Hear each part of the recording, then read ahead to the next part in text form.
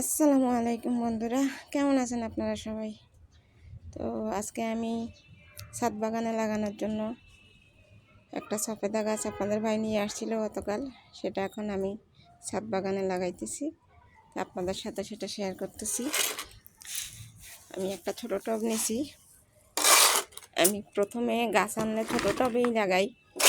যখন গাছটা একটু স্টেবল হয় তখন আমি সেটাকে একটু বড় টবে লাগাই।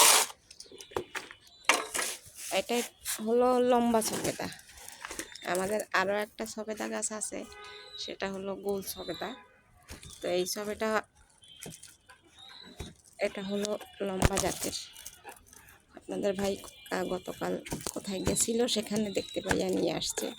এটা কলমেরই গাছ, এই জন্য ছোটো গাছেই ফল আছে। এই যে কলম করা এখানে।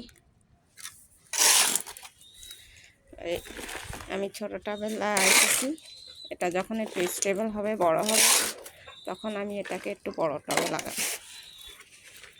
আপনাদের কার কার ছাদে এরকম